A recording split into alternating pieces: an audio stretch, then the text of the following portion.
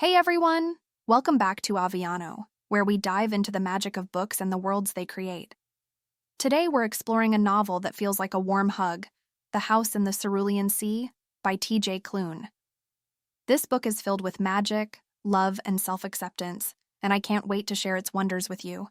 So grab a cozy drink and let's jump in. Imagine a world where children with extraordinary abilities are hidden away, feared by society. Now picture a quiet, rule-following caseworker named Linus Baker, who is sent to investigate one of these homes, a mysterious orphanage on a secluded island. His job? To determine whether the children living there are too dangerous to exist among the rest of the world. But what Linus finds is not just a case to evaluate. It's a family he never expected. The House in the Cerulean Sea is a mix of fantasy, found family, and heartwarming humor, all wrapped in a story about learning to accept yourself and others. Now, let's break it down. We start with Linus Baker, a by-the-book caseworker for the department in charge of magical youth. His life is routine, gray, predictable, and filled with government regulations.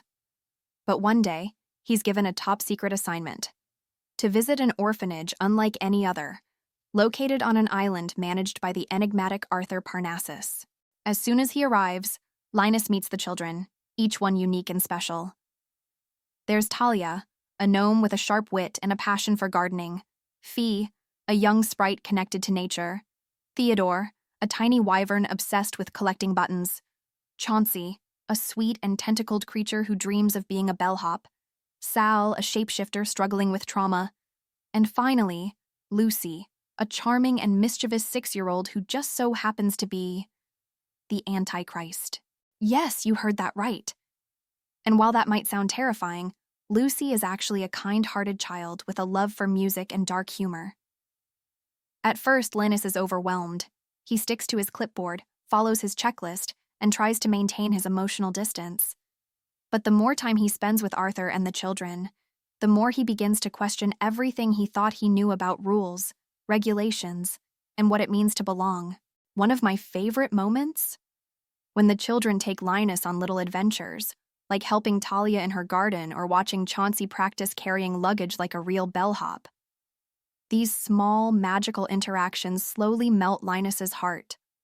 And then there's Arthur, the warm, protective, and mysterious headmaster who believes in his children when no one else does.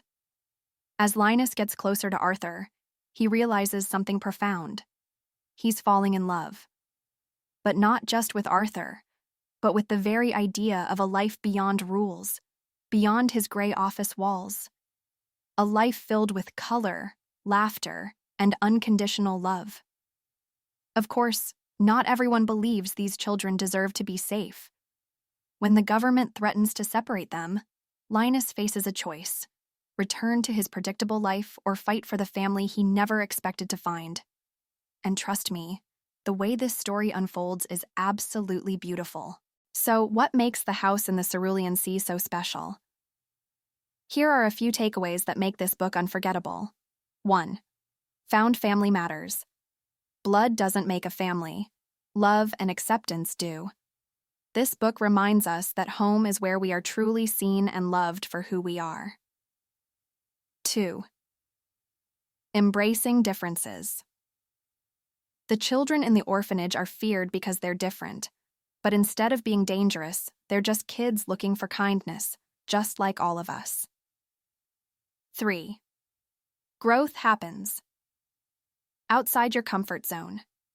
Linus was stuck in a cycle of routine and isolation, but stepping into the unknown led him to something wonderful. 4. Love transforms.